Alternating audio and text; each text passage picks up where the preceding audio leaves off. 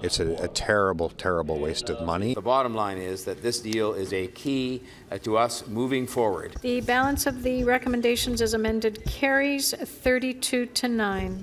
It happened in the midst of a whirlwind American election night.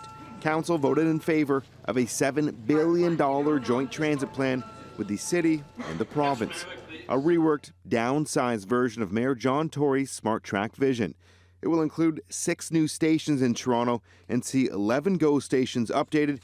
The funding agreement also includes Eglinton West Light Rail Transit, Eglinton Crosstown, and the Finch and Shepherd LRTs. It's important that obviously council made a decisive vote, and it was decisive. It wasn't close. This is the proposed area for the Liberty Village station right in Michael Layton's ward, but the councillor says he has a few problems with the proposed location. One being Liberty Village is on the other side of these tracks. When the station moves north of King, you're likely to lose a lot of the ridership that you would have from the residential portion of Liberty Village that tends to be south of, that is far south of King and also a little bit further east.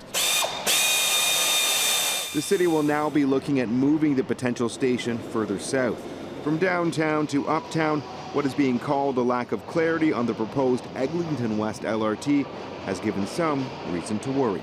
There's a tremendous concern in the neighborhood about what an LRT along that Eglinton right-of-way on the surface would do to their daily movement through the city. Whether it's with regards to Smart Track or with the LRT projects, we need to now step back and unpack these projects, do the detailed planning of how should they be separated at grade, should they be above ground, should they be underground. Back downtown on the so-called Smart Track line, there's no concern about the proposed East Harbour Unilever station, largely because no one is living there.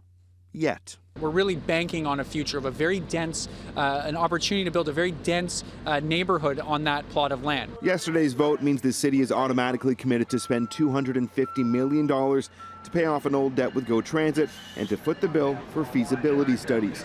In December, council will look at possible revenue tools to pay for their share of the deal, which is north of $2 billion. Though it's the future costs for operating and maintenance of these new lines, which are largely still unknown. These are tens of millions of dollars of new financial obligations that the city is going to take on in order to operate and maintain these lines. Here at the base of the DVP, where the East Harbour Unilever station has been proposed, it's largely underdeveloped. Now, a viability study will be going before council, but that won't be made available until staff complete the report in fall of 2017.